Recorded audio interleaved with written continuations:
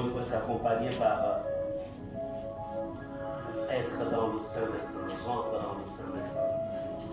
J'ai besoin de te dans le sein des saints. J'entre par le sang de l'agneau.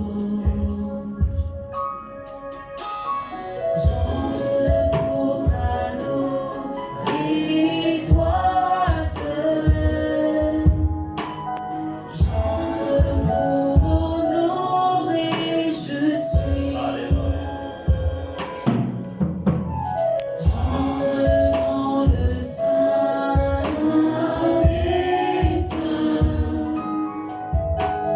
J'entre par le sang de l'agneau. J'entre pour t'adorer, toi seul. J'entre pour honorer, je suis. Seigneur, je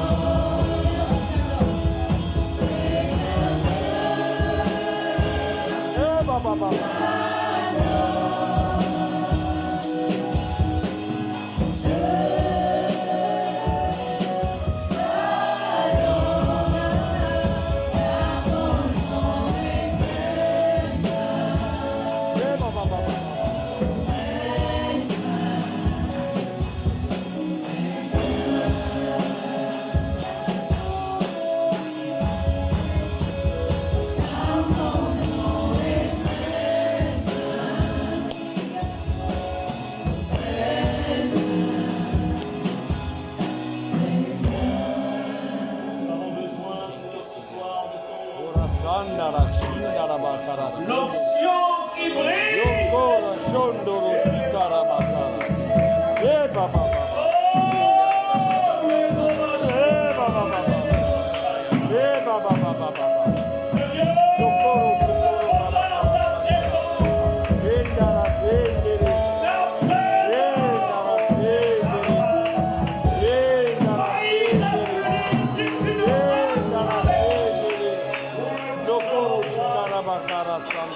Seigneur, ce soir, c'est toi qui tu ton pouvoir au travers.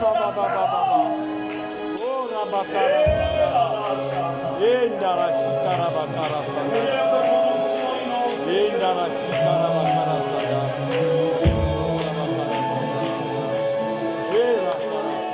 Saint-Esprit, prends la place qui t'est due. Esprit de vérité, esprit de vie, esprit de puissance, esprit de résurrection. Oh, la gloire.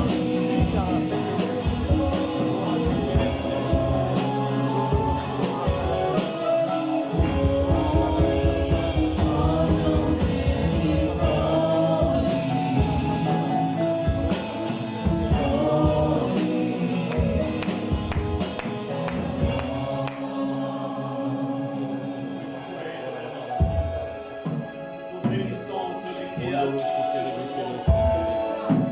bénissons celui qui est, qui était, qui vient. Oh,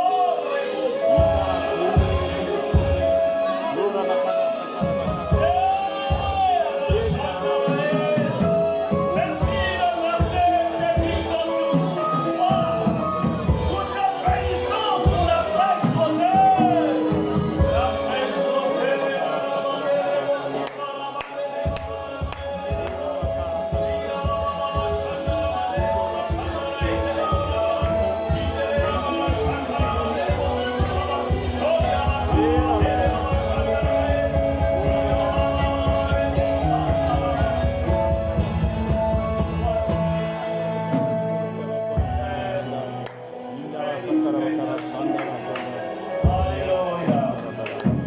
Gloire à toi, Seigneur. Nous t'acclamons pour ce temps. Dans la cité, les hommes sont éternité. Ton peuple te célébrera. Ton peuple proclamera tes louanges.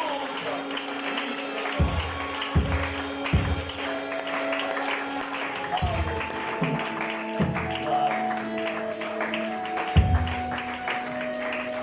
Amen.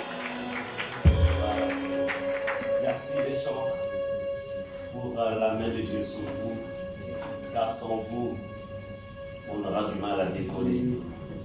Vous êtes semblables en fait, à la tour de contrôle. Nous sommes comme ces appareils qui doivent prendre l'envol, mais sans la tour de contrôle, on ne peut pas prendre l'envol. Alléluia. Que Dieu obéisse abondamment. Béni soit le Seigneur. Gloire à Dieu. Merci, Seigneur.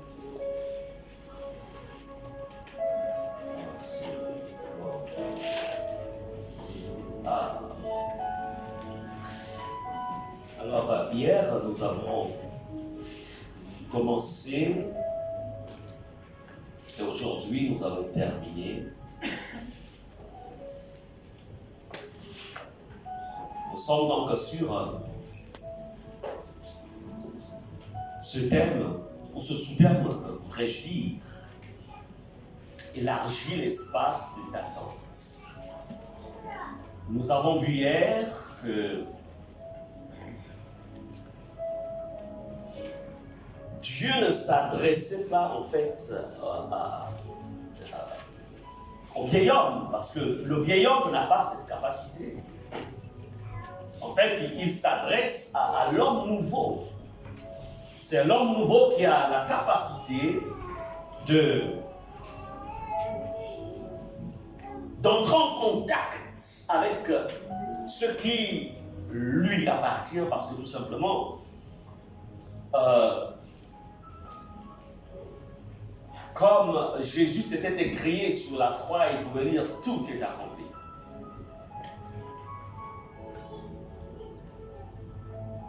En fait, il est question ici d'élargir l'espace de notre temps. Mais voyez-vous, lorsque nous examinons ce passage, cette orientation, cet ordre, parce que c'est un impératif, il dit élargis. Si tu t'appelles Jacques, il dit Jacques, élargis l'espace de ta tente. Élargis l'espace de ma présence en toi. Élargis l'espace de la sainteté en toi.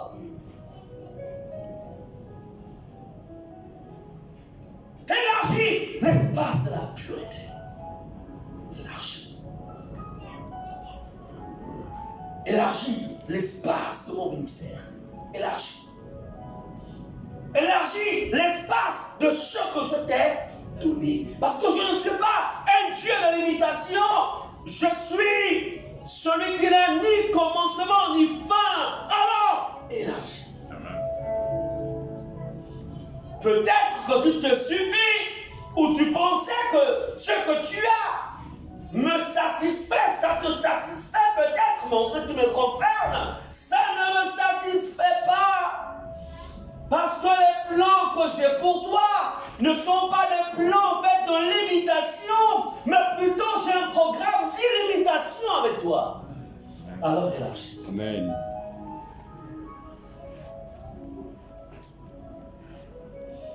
Tu t'es peut-être dit, avec ma licence, ça peut aller, ou avec mon master, ça va être. Il dit non! Élargis! Va jusqu'au doctorat. Élargis. Alléluia. Amen. Et élargis. Tu dis peut-être, c'est bon, j'ai ouvert ce business, ça me suffit, bon, ça va. Dès l'instant où ça supplée mais mon salaire, bon, ça me suffit. Il dit non! Élargis! Alléluia. Amen. Alors il va être question ici d'identifier que dois-tu élargir. Parce que dans une tente, il y a un ensemble de choses qu'on trouve dans une tente. Dans la tente d'assignation, il y avait, on pouvait trouver là-dedans la table de pain de proposition. On pouvait trouver à l'intérieur des chandeliers. On trouvait une diversité de choses à l'intérieur. Qu'y a-t-il dans ta tente que Dieu te demande d'élargir?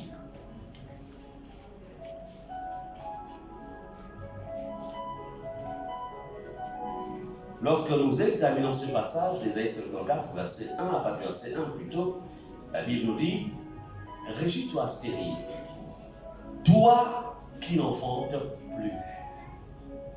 Wow. Régis-toi stérile. Comment une personne stérile peut-elle se réjouir? En vérité, on peut voir ici qu'Israël a un problème là. Lequel?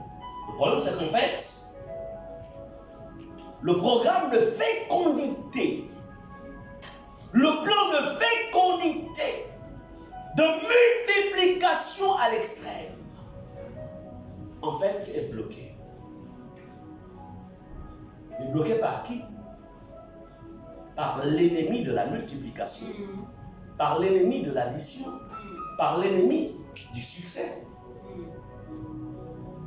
Parce que le verset 2 qui nous demande d'élargir l'espace d'autres tentes commence par un constat. Le constat, c'est lequel? C'est qu'en fait, il y a un problème de blocage dans la vie de cette personne. C'est-à-dire qu'elle est stérile. Ce peuple, il est stérile. Comme pour dire, tu as besoin de t'appuyer sur ma victoire pour récupérer ce qui t'appartient. Il faut remarquer ici que ce n'est pas Dieu qui vient élargir l'espace. Il dit en fait à Israël, toi élargis. Parce que je t'ai donné des capacités.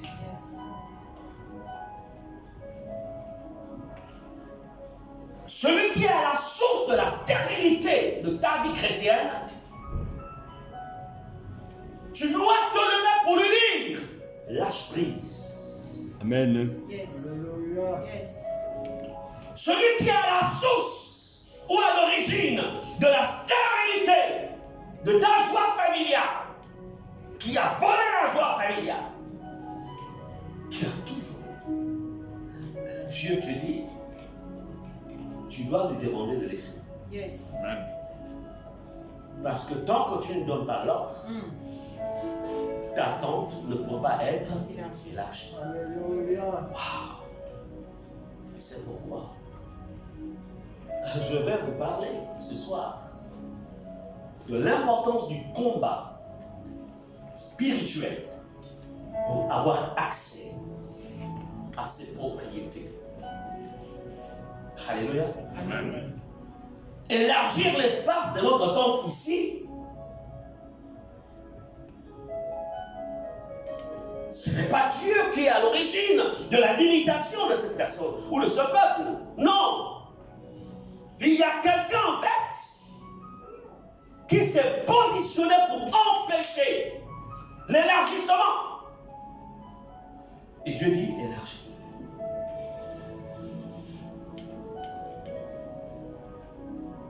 Nous sommes l'église du Seigneur. Et l'église du Seigneur doit connaître. Je veux dire, je ne veux pas dire que vous ne connaissez pas, c'est pas ce que je veux dire. Mais ce que je voulais dire, c'est qu'en fait, nous avons besoin d'utiliser la puissance qu'il y a dans le nom de Jésus, la puissance du combat, la puissance de la bataille, pour prendre possession, pour reprendre possession de ce qui nous appartient. Pour reconquérir ou conquérir des espaces, pour élargir son espace. Là, ce n'est pas avec la louange. Là, ce n'est pas avec l'adoration. C'est avec l'autorité. C'est avec l'autorité du pouvoir. Quand Dieu dit, promet à Israël, il promet à Moïse, il dit, écoute, prends ce peuple et tu dois en fait l'introduire à Canaan. C'est la terre promise. En fait, cette terre vous appartient. Bon, Moïse arrive jusqu'à l'entrée de Canaan et puis Josué prend le relais. Amen. Et vous allez constater dans la Bible que, en fait, le territoire de Canaan, Josué l'a conquis par l'adoration et la louange. Alléluia. Amen. Amen. N'est-ce pas que c'est ce qui s'est passé? Alléluia. Non. Il a fait quoi? Il a fait la guerre. Le territoire était à eux. Mais il fallait faire la guerre.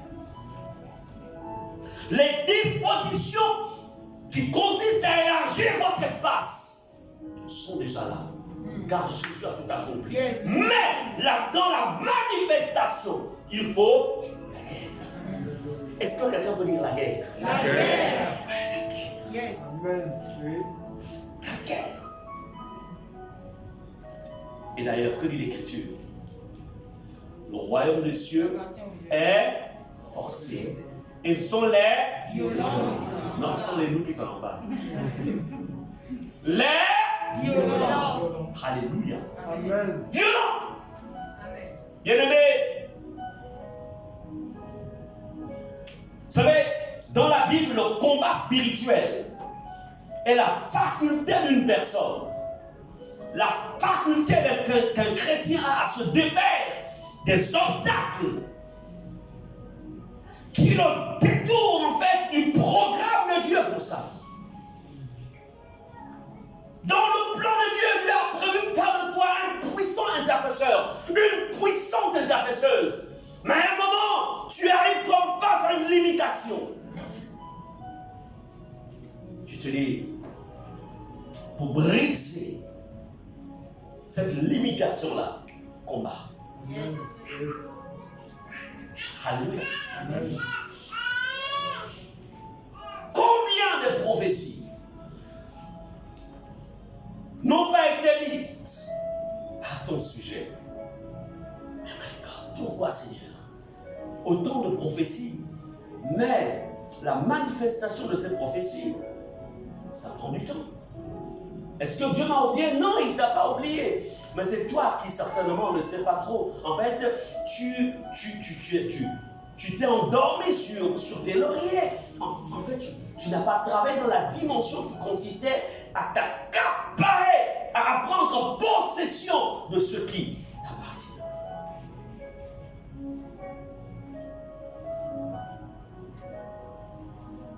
Bien-aimés, allons-y dans 2 Corinthiens 10, verset 4.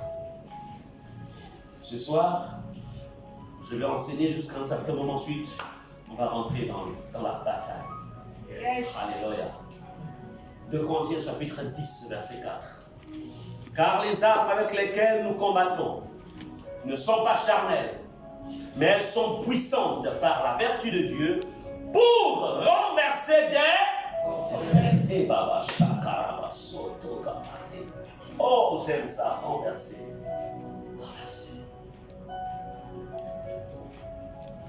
les armes avec lesquelles les pasteurs, les prophètes, les évangélistes combattent. Alléluia. Amen. Amen. N'est-ce pas ce qui est écrit?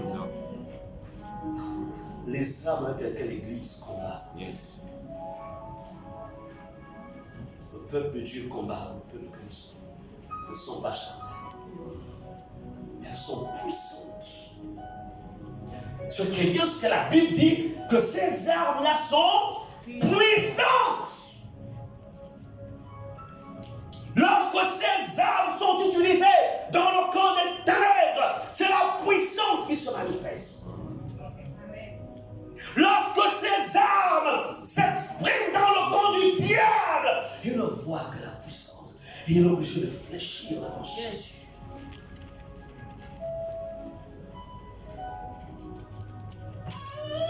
On ne met pas du temps en Christ si on ne sait pas en fait se battre.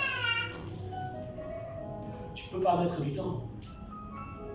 Je parle en Christ. Parce que le plan du diable, il s'est juré que toi, tu ne rentreras pas au ciel. Donc il est prêt à mettre tous les plans possibles pour te stopper.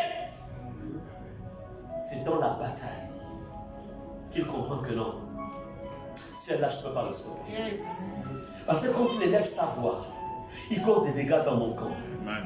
Quand elle élève sa voix, elle cause des dégâts dans mon camp. Alors je préfère me retirer pour attendre le moment favorable.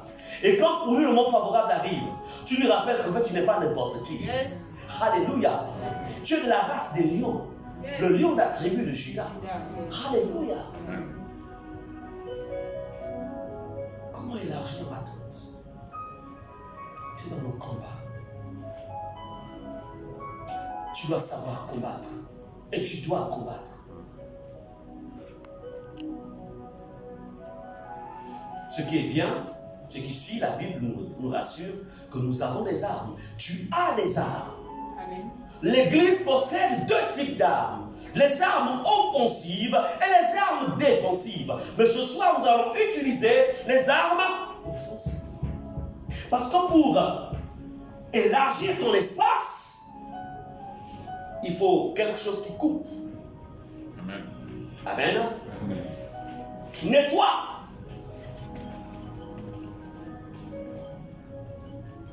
« 1 Corinthiens 15, verset 32.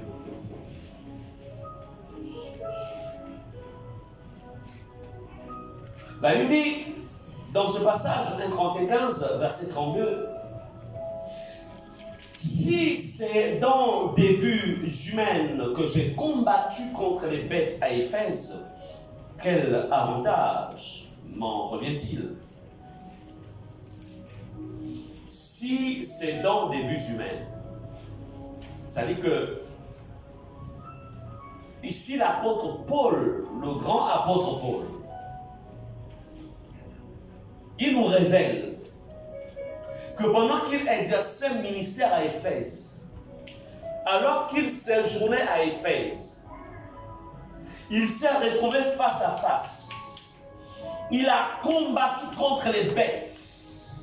Bien aimé, les bêtes ici, ce ne sont pas d'abord des taureaux ou en fait des animaux sauvages, naturels, non. C'est une... Ici, les bêtes, c'est une hiérarchie satanique dans le monde des esprits. Et l'apôtre Paul dit qu'il a combattu contre ces bêtes. Amen. Pour qu'il élargisse l'espace de son ministère, il fallut qu'il combatte, qu'il combatte les bêtes.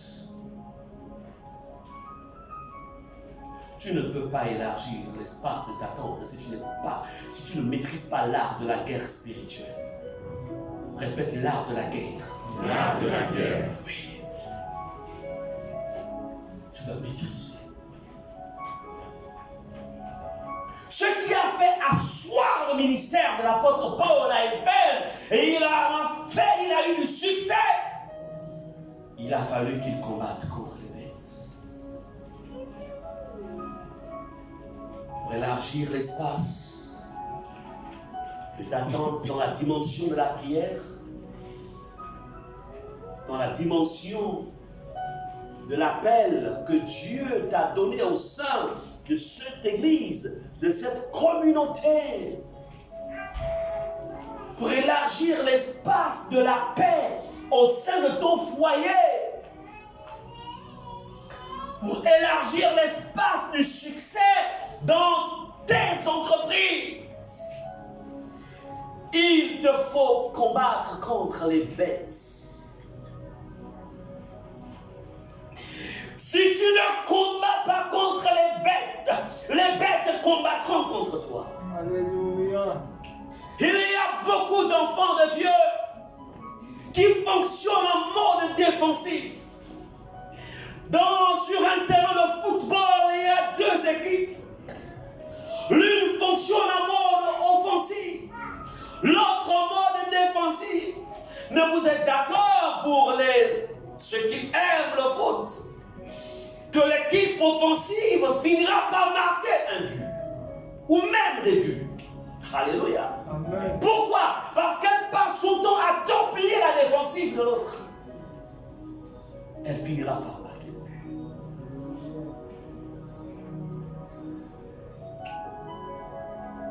Comment puis-je élargir l'espace des dons spirituels que Dieu m'a donnés?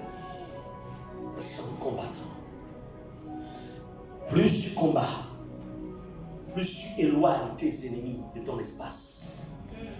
Plus tu combats, au point où ils seront si loin de ton cercle de sécurité. Et là, tu évolueras dans la paix. Alléluia. Alléluia. C'est comme ça que ça marche.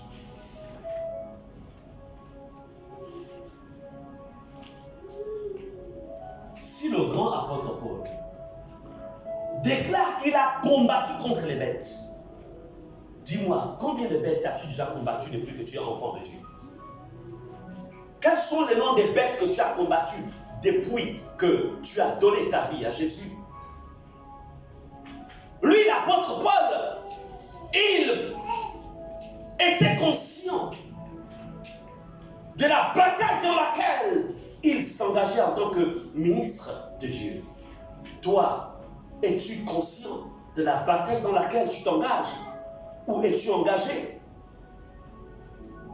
dans ta marche avec Dieu? Engagé dans ta vie de couple? Vous pensez que être marié, avoir la bénédiction du Seigneur sur le couple, ça signifie qu'il faudrait dormir sur ses lauriers et puis ensuite tout ira bien? Mais tu te trompes, parce que les 6 premiers mois tu es sur le nuage, 7e mois tu redescends maintenant et tu prends conscience. Ouais, c'est ça le mariage, oui. Mais c'est beau le mariage. Mais encore faut-il que tu saches comment défendre tes acquis. Alléluia. C'est avec la guerre. La guerre.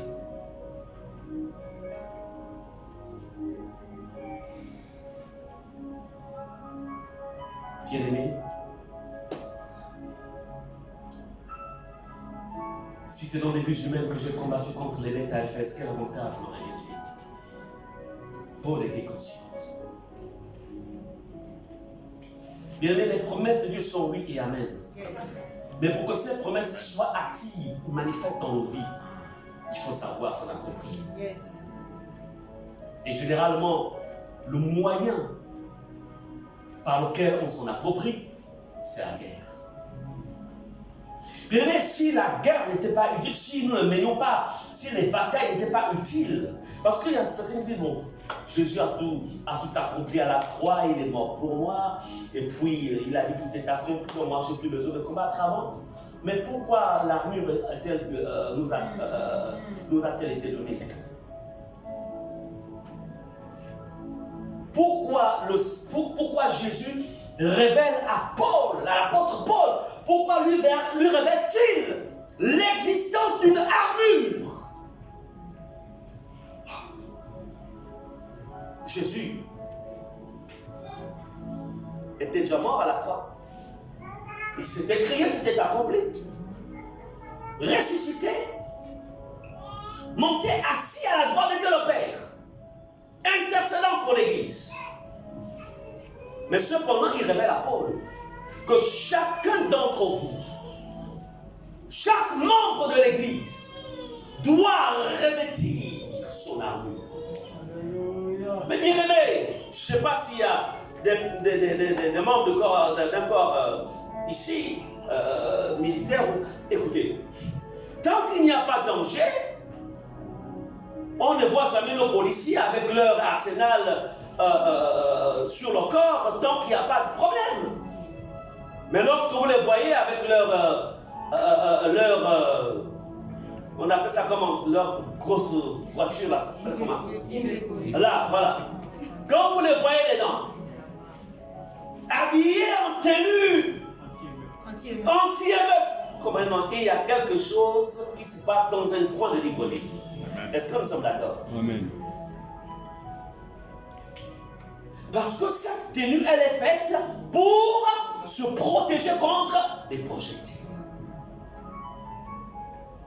Donc, Jésus a équipé le croyant de cette tenue. Amen. Et toi, tu vas dire Alléluia, oh, Jésus m'aime, tout est accompli. Merci Seigneur. Quand tu as chanté le cantique, on nous blanc 5 ans. Pendant que l'autre mène la guerre pour élargir son espace territorial, toi tu chantes des cantiques. Je ne veux pas dire que ce ne sont pas des cantiques. Non, Dieu siège au milieu de la langue de son peuple. Est-ce qu'on est d'accord? Mais Dieu ne combattra plus pour toi parce qu'en fait il t'a tout donné. Il dira que mon fils, je t'ai tout donné. Moi je combat plus. La victoire est dans ton camp. Mais puisque tu es là, tu m'adores, moi je reçois ton adoration, il n'y a pas de problème. Mais la réalité c'est qu'en fait, utilise l'autorité que je t'ai donnée pour que celui qui veut te nuire comprenne que tu n'es pas n'importe qui. Amen. Alléluia. Amen. C'est ça la vérité. Comme pour dire, il y a un temps où nous sommes devant le trône de Dieu, on l'adore, on l'invoque, on le loue, et un quand dit papa, je vais faire la guerre. Je sais que tu es avec moi. Il me dérange là. Amen. Amen. Et puis, il est avec toi, et tu vas prendre possession de celle qui est en train d'être volée. Le problème, c'est qu'il y a beaucoup d'enfants de Dieu, en fait, qui négligent la guerre.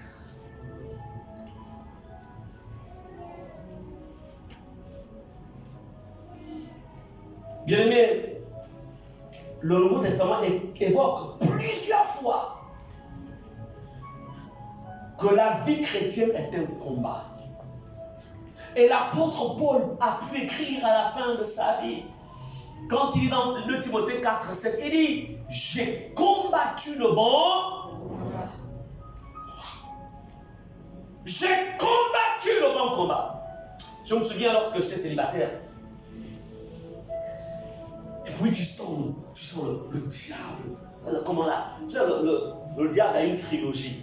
Il y a lui, il y a la chair et il y a le monde. Donc, le monde et la chair sont ses partenaires. Vous savez que la chair, en fait, elle est en nous, mais elle est plus active. Et puis bon, il y a des moments où la chair vient te parler, te dire, c'est mon gars, une seule fois, et puis il y aura te pardonner. Le sang de Jésus plein. Mais quand tu connais le combat, au nom puissant de Jésus, esprit d'immoralité, je t'ordonne de partir de ma sphère, parce que la Bible déclare que mon corps appartient à Jésus. Je ne m'appartiens plus moi-même, au nom puissant de Jésus. Amen. Amen. Amen. Et puis, tu rentres dans le calme. Et puis on se dit, bon, on est mariés, ça va. Le mariage, ma sécurité, tu parles. Il t'a dit que le mariage est ta sécurité. Sinon, le mois de terre, etc., pas dans le dictionnaire, même dans la Bible. Et puis, Satan te dit, tu sais, mon gars, ça fait plus de 10 ans que tu es marié. Regardez de l'autre côté là-bas. Satan. Je ne suis pas marié dans le but de décevoir mon Dieu. Je me suis marié, c'est pour que Dieu soit glorifié dans mon foyer. C'est pourquoi, et je te répète, que ma vie doit être un modèle. Non pas seulement pour ceux qui sont autour de moi, mais pour mes enfants aussi. C'est pourquoi, au nom puissant de Jésus, esprit d'adultère, arrière de moi, Satan, au nom de Jésus. Amen. C'est la guerre. Est-ce que vous comprenez cela? Amen. Mais si tu ne connais pas la guerre, Seigneur Jésus, délivre-moi de la tentation. Seigneur, ça devient fort, la chair est faible, l'esprit est disposé.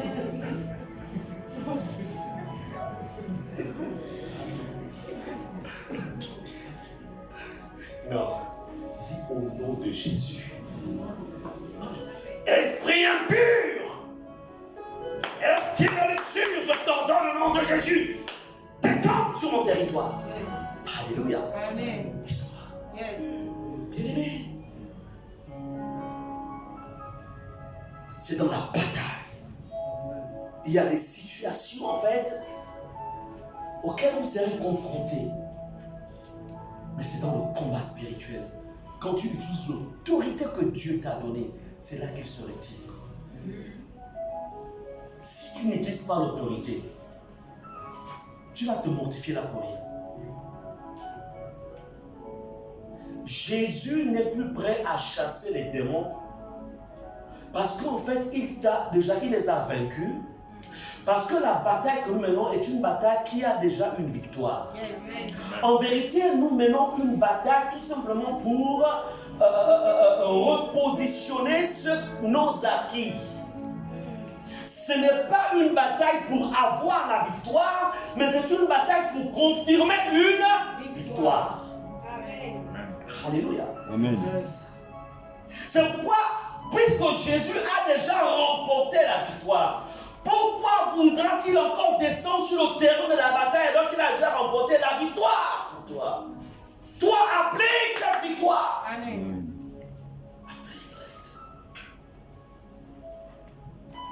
Amen. Amen.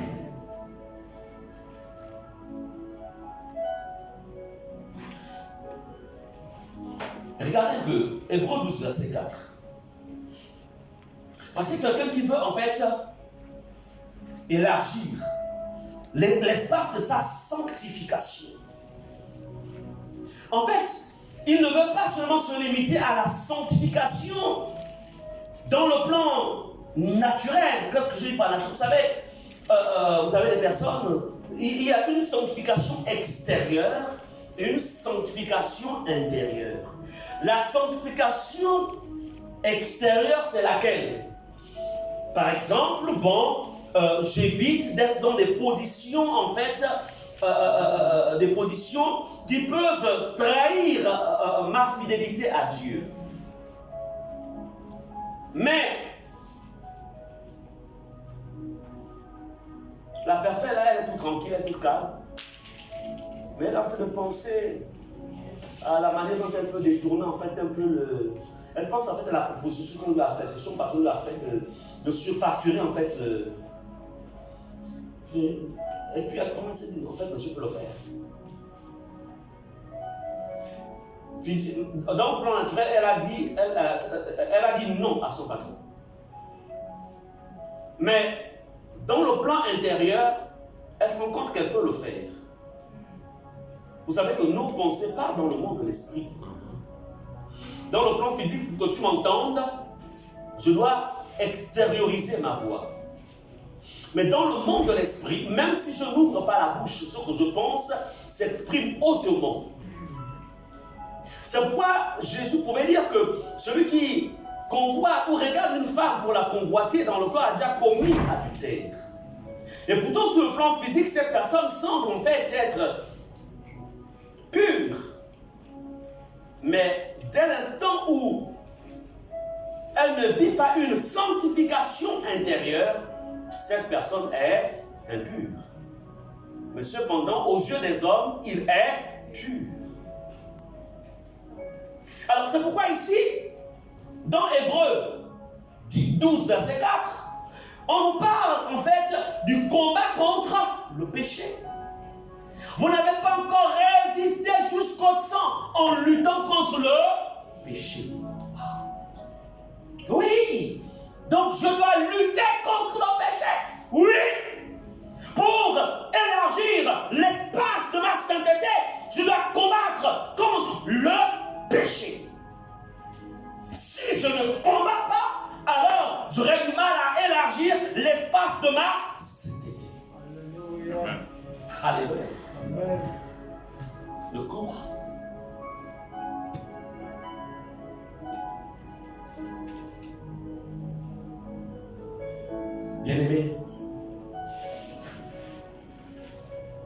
Le combat spirituel doit être une réalité dans vos vies. Tu payes tes dîmes. Tu es fidèle à tes offrandes. Tu es toujours prompte à aider le nécessiteux. Tu es quelqu'un de libéral. Mais à un moment, tes finances sont bloquées. Tu dis, Satan, tu es un menteur. Amen. Au nom puissant de Jésus, je t'ordonne de relâcher mes finances. Toute puissance satanique qui retire mes finances, dans le nom de Jésus, j'ordonne que tu lâches prise. Parce que la Bible déclare que Jésus s'est fait pauvre afin de m'enrichir. Amen. Amen. Amen. C'est le combat. Si tu ne combats pas, si tu ne donnes pas des ordres, si tu ne te positionnes pas, la seule chose que tu vas, c'est que tu vas aller faire tellement de prêts par intérêt qu'à un moment, tu auras même du mal maintenant à décrocher ton téléphone.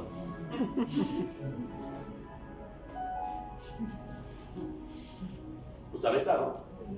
Quand il y a la pression, là, les personnes là, Seigneur, et tu n'as plus de... Tes nuits ne sont plus tranquilles. Parce que tu as refusé de combattre, tu as choisi en fait le moyen le plus facile, mais qui malheureusement te met dans des problèmes. Et comme je disais hier, nous avons des ressources tant sur le plan terrestre que sur le plan céleste, parce que nous appartenons au Père, au royaume de Dieu. Mais ce n'est pas parce que nous appartenons au royaume de Dieu que les choses nous seront forcément faciles. Non, l'ennemi ne veut pas que Dieu soit glorifié dans nos vies. Il ne veut pas que tu témoignes de la fidélité de Dieu. Il ne veut pas te voir être heureux, heureuse. Mais pourtant, le bonheur est en partage. C'est pourquoi tu dois te lever et dire, au nom puissant de Jésus, je réclame ce qui est à moi. Je prends position sur ce qui est à moi. Au nom puissant de Jésus. Combat.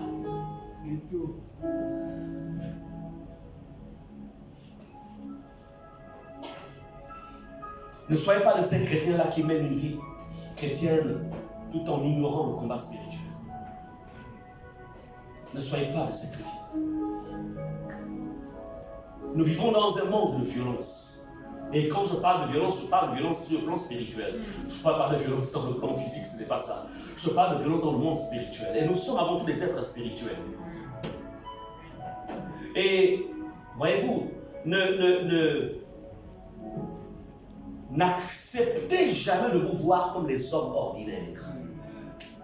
Si tu oses te voir comme un homme ordinaire, écoute, tu as commencé en fait à perdre la bataille. Vois-toi comme un homme surnaturel. Parce que le divin est en toi et notre Dieu est surnaturel. Amen. La nouvelle création n'est pas une création naturelle, mais c'est une création spirituelle. Et c'est ce que nous sommes. C'est pourquoi tous tes dossiers doivent être traités de manière spirituelle, surnaturelle. Oh, ne t'en fais pas, des gens qui disent, oh, mais écoute, mais tu abuses. Tu en fais un peu trop, là. Non, mais pas pareil. Si tu as décidé d'être tiède, moi je ne suis pas très tiède. Et puis, est-ce que nous sortons de la même famille? Peut-être que dans ta famille, ton arrière-grand-parent ou bien ton aïeux était né de nouveau. Donc, ton arrière-grand-père né de nouveau. Ton grand-père né de nouveau. Ton papa né de nouveau. Toi-même né de nouveau. Mais moi, je suis le premier à naître de nouveau. Mon aïeux était un danseur de Moselle. Mon grand-père, initié au Witi. Mon père, initié à tes types de l'eau, je suis le seul à m'être converti. Donc quand je me convertis comme ça, en fait, c'est moi le bulldozer qui doit tout. Yes. Yes. Yes. Amen. Donc nous ne sommes pas. Je suis obligé d'être attaché à quoi? À la guerre. Amen. J'ai des idoles, non pas seulement à renverser, mais à les maintenir à terre. Amen. C'est pourquoi ne vivez jamais une vie chrétienne par photocopie. Soyez vous-même. Et surtout, n'oubliez jamais vos origines. N'oubliez jamais d'où vous venez. Là où Christ est allé vous chercher.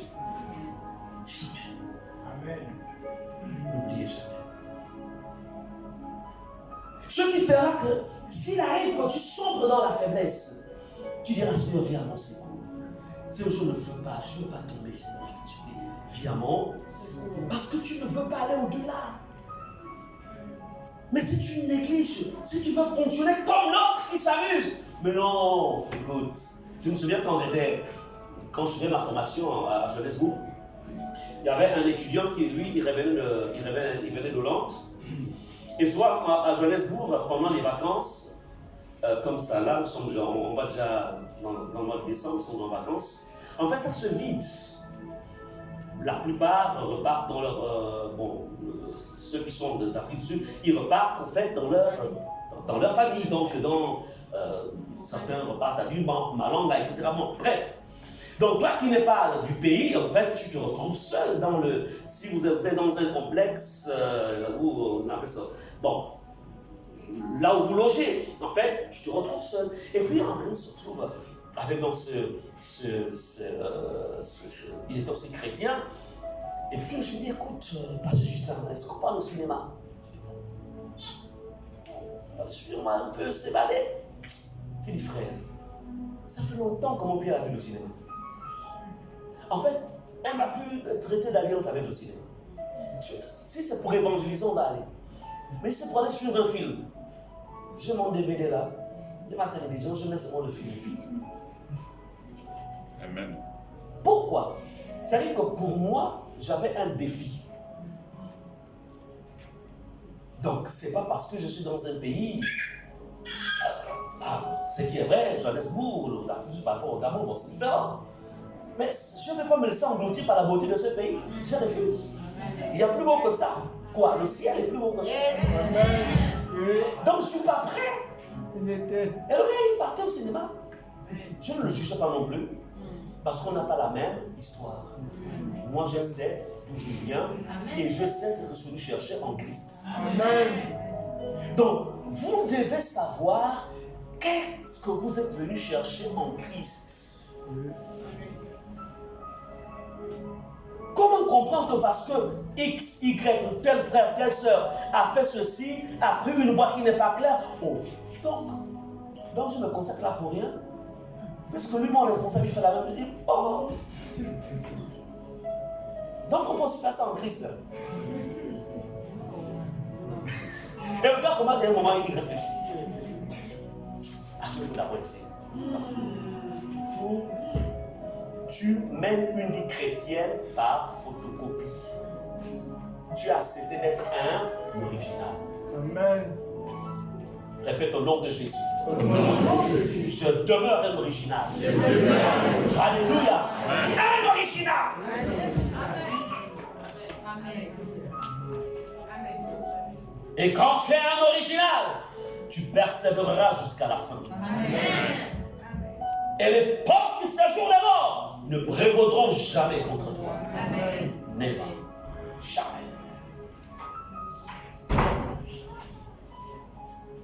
Lorsque je venais à peine me convertir, j'avais 3 ans en Christ. Et puis, mes collègues avec qui on s'était convertis, certains ont commencé à se fiancer. Puis ils ont commencé à me dire, frère Gislain, mais toi tu attends encore? Je dis, j'attends. Je connais mon histoire. Le monde m'a maltraité. Il y a encore le monde en moi. Même si je suis serré avec Christ, mais il y a le monde en moi. Quelqu'un qui a roulé sa bosse dans le monde. Certes, je l'ai reçu jeune, mais si je vous racontais mon histoire, vous direz non. Il n'y a que le Dieu qui peut faire ça. Donc, je n'ai pas fonctionné par photocopie. J'ai attendu que tout le monde soit épuré à l'intérieur de moi. Je n'étais pas pressé. Pourquoi je n'étais pas pressé? Parce que Dieu m'avait délivré du pouvoir de la fornication. Donc, mes membres ne me contrôlaient plus, c'est moi qui contrôlais mes membres. Par le Saint-Esprit. Donc, je n'étais pas pressé. Pendant que d'autres disaient, ah, non, on se marie parce qu'on brûle, j'ai dit brûleur.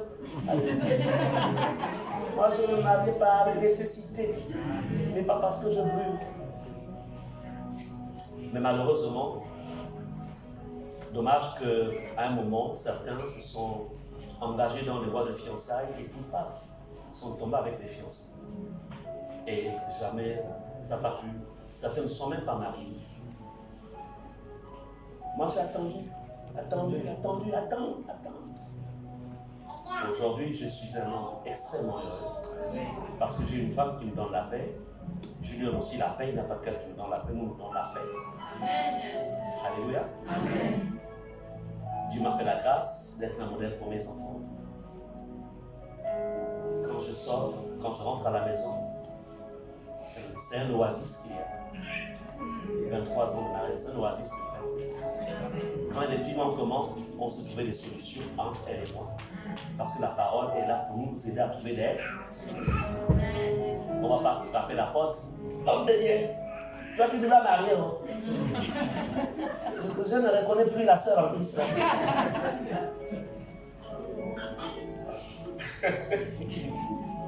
C'est pourquoi il faut attendre le temps de Dieu. Amen. Amen.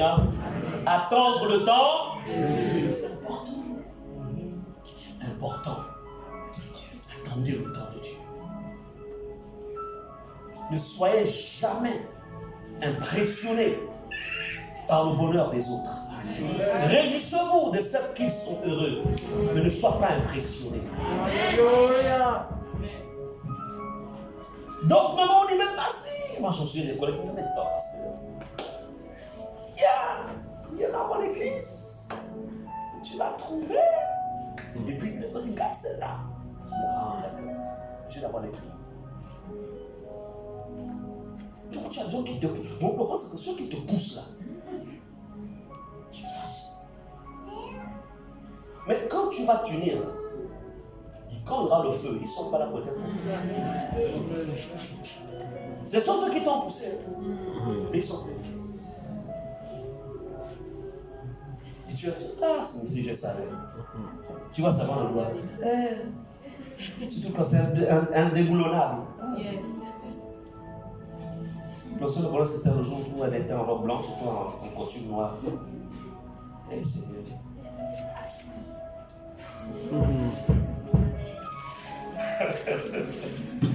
Bon, c'est pour vous dire que, Amen, si cet exemple essaie d'aider quelqu'un, vraiment que Dieu vous en préserve.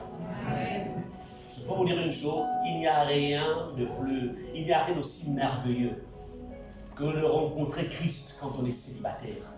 Je vous le dis en vérité. C'est une grâce. Parce que quand tu rencontres Christ étant célibataire, et que tu as tout le temps de faire ton choix, tu attends, tu es là, tu te prends embrasser. Mais comment tu rencontres Christ célibataire et tu arrives à te retrouver dans un mariage compliqué? Attends, frère, sœur, ça s'est passé comment? Tu avais tout le temps. C'est encore différent, ceux qui viennent en Christ, ils sont mariés à la coutume, bien déjà mariés, etc. Là, ça peut se comprendre. Mais toi, tu es célibataire. Parce que tout simplement, tu as voulu faire comme les autres. Et puis, vous avez un bon pasteur, pasteur Paul. Allez-y vers lui. Ah, mon homme de Dieu, comment il y a telle sœur? Comment quand je la vois, mon corps fait boum, boum, boum, boum, boum. Et puis l'homme de Dieu dira, ok, même ça fait boum, boum, boum, mais tu vois, il faut quoi? Attends. Attends. Mais ce que vous faites, c'est que vous allez en catimini, et puis l'homme de Dieu est tellement informé, au moment où maintenant les parents organisent les fiançailles, c'est-à-dire que même si l'homme de Dieu voulait faire un travail, c'est terminé, il ne peut plus rien faire. Amen. Ne commettez jamais cette erreur. Amen. Jamais. C'est-à-dire que si tu t'aimes toi-même, confie-toi en l'homme de Dieu et en son épouse. Alléluia. Parce que l'histoire, vous entendez mariage là. Après la conversion, l'élément le plus important, c'est le mariage. Amen. Un bon mariage te maintient pour le ciel. Amen. Un mauvais mariage te prépare pour l'enfer. Non, il ne faut pas suivre les prières là, les gens qui. Il ne faut pas suivre ça. Ça, c'est l'onction. À la maison, il n'y a plus l'onction.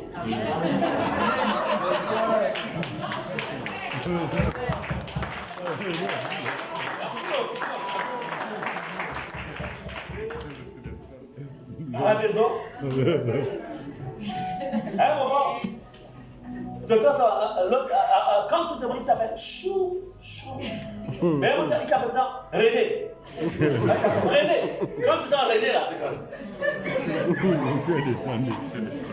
Vous comprenez? Non, c'est vraiment pour vous faire comprendre que. Je ne sais pas pourquoi j'aborde cela, mais confiez-vous en vos bergers. Alléluia. C'est aussi ça, élargir l'espace de sa tente. Tu ne peux pas élargir l'espace de ta tente lorsque dans ton foyer ça ne va pas. Tu ne peux pas. Attention. Si je voulais que je vous aide, moi j'étais très sélectif. Déjà que je ne blague pas avec ma vie chrétienne et je n'ai jamais blagué non plus. Quand j'ai rencontré celle qui est mon épouse aujourd'hui, c'est vrai, je l'ai aimée. Mais ensuite, parce que j'étais pasteur à Njolé, après je suis monté sur Libreville.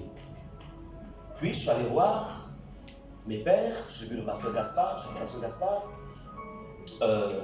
j'ai rencontré en fait, j'ai demandé la main à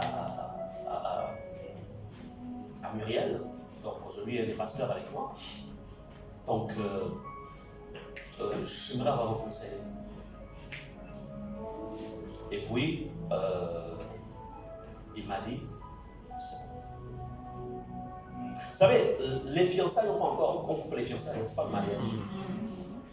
Donc quand c'est pas bon, on coupe. Il n'y a pas de péché. C'est pourquoi dans les fiançailles, il ne faut pas fonctionner comme si on était un mari. Et après, je suis allé voir le pasteur Francis. J'ai dit, pasteur Francis, en fait, mon cœur est tombé amoureux de. En fait, Et puis il m'a dit, c'est bon. On connaît très bien ça. C'est une servante de Dieu. Déjà qu'elle est très engagée. On m'a donné un très bon tableau. En fait, mon problème, c'était le fait qu'ils aient approuvé. J'avais dit, Seigneur, s'ils approuvent, c'est que tu es derrière. S'ils n'approuvent pas, Seigneur, je veux me soumettre à ta volonté. Parce que ce que je recherche, ce n'est pas d'abord d'avoir une femme, c'est d'avoir une épouse. Une épouse. Il y a des gens qui sont mariés mais qui marchent comme ça. L'un et l'autre. Épouse. Rien ne peut se mettre au milieu là, même pas les enfants. Les femmes. Amen. Amen. Et après que le Seigneur ait agréé, après cela, c'est après que je suis allé voir maintenant mes parents pour leur donner l'information. Parce que je savais que eux, si je les aurais vus avant, ils m'ont dit non, on va vite faire ça. Des gens qui disent non, mais on attend les petits-fils. Ils sont où? Elle est où? Donc on ne les contacte pas d'abord. Je m'arrange avec mon pasteur, homme de Dieu, femme de Dieu. Que me dis-tu?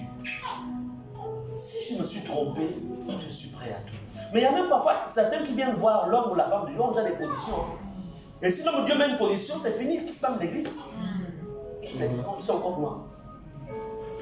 Et malheureusement, ça se termine mal. Vous comprenez cela? Aimez-vous vous-même. N'oubliez jamais, un bon mariage va favoriser votre entrée dans le ciel. Parce que pourquoi? Parce que quand tu es dans un bon mariage, il y a la paix, il y a le pardon, il y a l'humilité. Mais là, quand il n'y a pas de bon mariage, c'est le trouble, le manque de paix. Des prières sont bloquées. Parce que ça ne s'entend pas. Et l'espace de ta tente est réduit. Amen. Amen.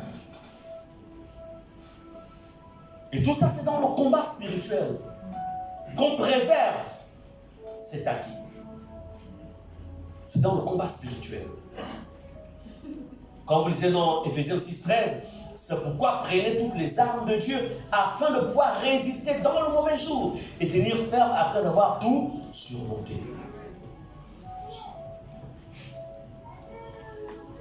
Bien-aimés, l'espace de d'attente, comprenez une chose, le diable fait la guerre contre ceux qui obéissent toujours au commandement divin. Ne vous y trompez pas. Dans ce monde, tant que tu as décidé d'être au service du maître et de marcher selon la parole du maître, ne t'en fais pas. L'ennemi cherchera. En fait, sache que tu es une cible potentielle. Parce qu'il cherchera à te perturber, à perturber ton témoignage. Il cherchera à obscurcir les voies de Dieu dans ta vie. Il va chercher. Il fera en sorte que tu vives en dessous de ce que Dieu a prévu pour toi.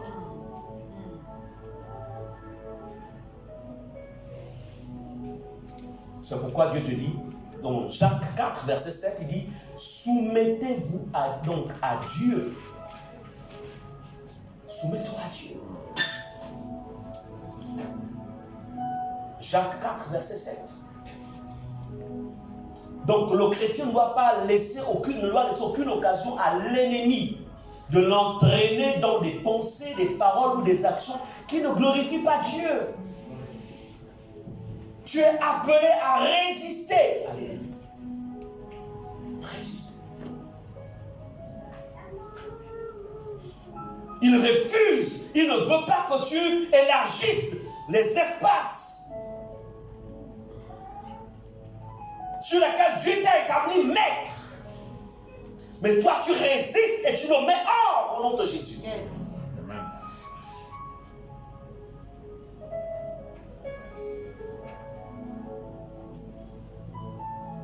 Élargis l'espace de d'attente. Les chantres. L'un des pièges qui guettent souvent les chantres, c'est de devenir en fait des artistes chrétiens. Vous avez un passage dans la Bible, on parle d'artistes chrétiens. Un chantre est un adorateur. Un adorateur. Sa responsabilité, c'est de faire descendre la présence de Dieu. Et le diable vient et dit, non, tu vois, tu as un don, tu as un talent, voilà ça. Et puis, à la fin, on commence à sortir de la voie du sacerdoce pour se retrouver en fait dans une autre voie. Dès cet instant, tu réduis en fait quoi dans l'espace. Alors que Dieu te dit élargis. Tout en restant dans le royaume. Vous êtes des bons chantres. J'apprécie pendant les 2 jours que j'ai passés ici, je peux sentir la présence de Dieu.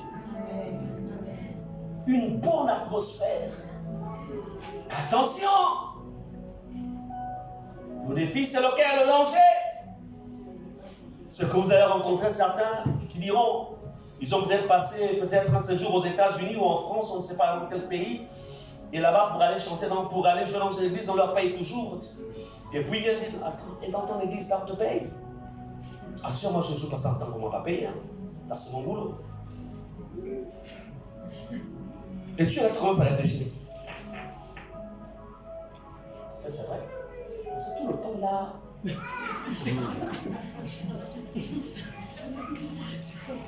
On dit qu'il a raison.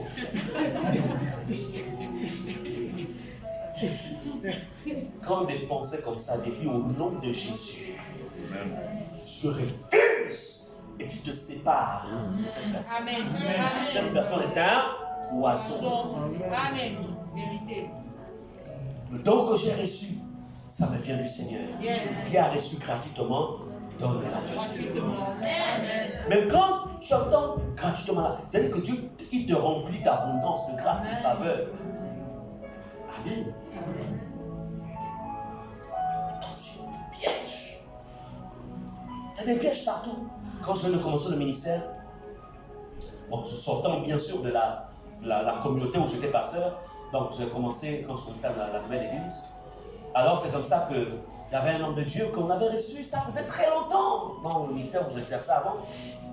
Et puis, il vient ici, Il avait été invité par un pasteur de la place, un ministère de la place. Ensuite, il apprend que je rentre fraîchement d'Afrique du Sud et que je venais de commencer, j'ai ouvert une nouvelle œuvre, etc. Et il vient, il cherche à me rencontrer, puis on se rencontre. Et il me dit, ah, pasteur Justin, comment ça va? Et puis, et comment ça va? Je dis, non, ça va, je suis en train de commencer. Ah, et les membres? Non, je dis, non, ça va, bon, ça va, sinon, ça vient un peu. Mais là, tiens, non, je suis du côté de l'ancienne Sombaga là-bas, on a eu une salle, on a commencé des constructions dans un point, on a trouvé un terrain, on a commencé des constructions. Ah, d'accord. Mais tu sais, écoute, parce que je sais, tu sais, les fidèles, il faut savoir en profiter quand ils sont là. Oh. Comment ça? Non, tu vois, en fait, les fidèles, quand ils viennent là, il y a certains qui sont là pour 6 mois, d'autres sont là pour 3 mois, d'autres pour 1 an. Donc quand ils sont là, il faut les déplumer. Jésus. Donc tu vois, donc, invite-moi. Écoute, je peux te faire entrer même 5 millions. Si le gars là, donc il n'a pas changé. Mais je le connaissais parce que la manière dont il... Comment ça? Je dis, tu sais, il ne savent pas que j'étais de la vieille école. Donc, il veut que je déplume le peuple du Seigneur pour bâtir un bâtiment. Je dis non. Je dis frère, ça ne se passe pas comme ça. Je dis merci pour ta proposition. Mais je ne peux pas le faire. Et j'ai mis une croix.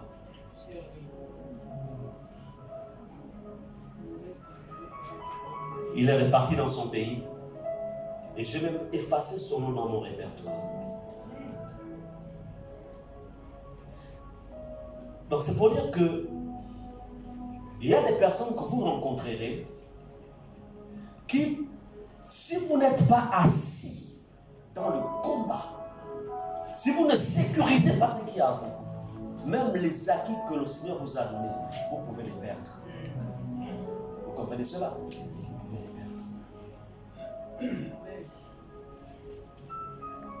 Chacun d'entre nous, dans quel que soit le domaine, on est tous exposés.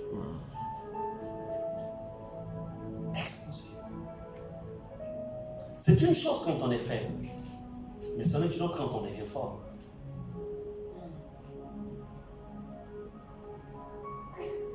Bien-aimé, c'est pourquoi je conseillais, je vais te le dire encore une fois, veillez. Attention avec les mauvaises compagnies. Attention avec les connexions. Une connexion peut te faire monter, une connexion peut te faire descendre. Une connexion peut te maintenir dans ta vie de sainteté. Une connexion peut te faire perdre la sainteté. Une connexion. Je me souviens quand j'étais à Johannesburg, je rencontre en fait un Gabonais chrétien qui priait quelque part. Il me dit, mais comment tu fais? Parce que je dis non, je suis là-bas, mais sinon, Dieu est fidèle, ça va, ça se passe bien. Les choses, non, Dieu te contrôle. Mais qu'est-ce que soutient tes études? Je dis non, Dieu te contrôle. Mais tu sais, il sait que je suis marié, c'est le diable qui va dans sa bouche. Il dit, tu sais, tu peux prendre une Sud-Africaine pendant que tu es là-bas. Et puis ensuite, elle va t'aider tes études. Et puis ensuite, bon, quand tu rentres au pays, ta femme ne sait rien du tout. Mon Dieu. C'est là que j'ai compris qu'il y a des gens qui sont chrétiens au Gabon. Mais quand ils sortent du Gabon, ils deviennent une autre chose. C'est pourquoi, écoutez, ne soyez jamais impressionnés par les gens là qui viennent de l'extérieur. C'est-à-dire que même si on s'est connus il y a 1 an, quand tu m'as connu, j'étais dans les profondeurs de Christ. Avant que tu ne me fasses à nouveau confiance, cherche entre le moment où on s'est vu là et entre le temps A et le temps Z. Comment? Mais si tu t'appuies sur ce que j'étais, tu peux passer à côté. Alléluia. Est-ce que vous comprenez? Amen. Il est important de sonder toujours. Parce qu'il y a certains qui se maintiennent, mais il y a d'autres malheureusement qui en fait descendent la pente. Amen. Ils descendent la pente.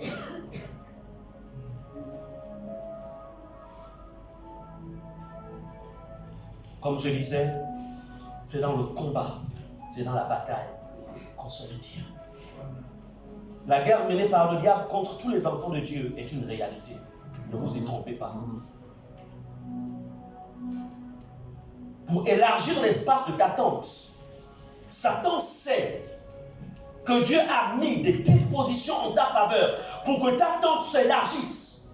C'est lui qui a dit, vous irez de gloire en gloire, de victoire en victoire. C'est lui qui l'a dit. C'est lui qui a dit, tu seras la tête et non la queue. C'est lui qui a dit, il s'est fait pauvre afin de t'enrichir.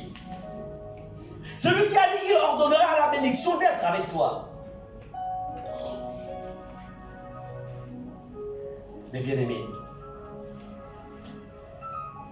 la fureur du diable contre Christ est reportée contre ceux qui le suivent.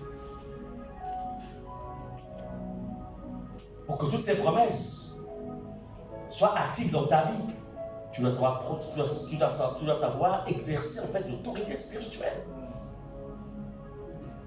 Tu dois savoir l'exercer. Bien-aimé, Dieu te dit ce soir, mon fils, élargis l'espace de ta tente. Tu as le pouvoir et la capacité. Israël était conscient de la tente qu'il fallait élargir. Tu dois être conscient de ce que tu dois élargir. Est-ce que c'est ma vie de sainteté que je dois élargir? Est-ce que c'est ma vie de libéralité que je dois élargir? Est-ce que c'est ma vie de consécration que je dois élargir? Est-ce que c'est mon engagement dans ce ministère que je dois élargir? Est-ce que c'est ma paix conjugale que je dois élargir? Qu'est-ce que je dois élargir?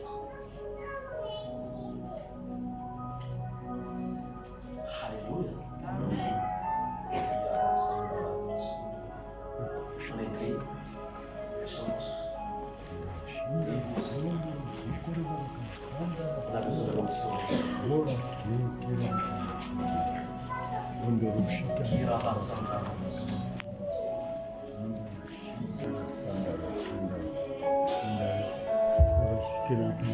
Identifie ce que tu veux voir s'élargir.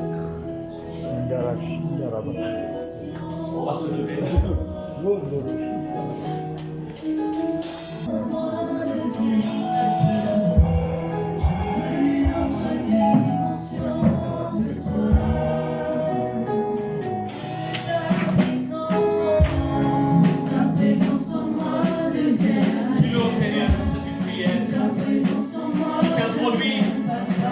Dans l'action, la continuité de l'action de l'esprit.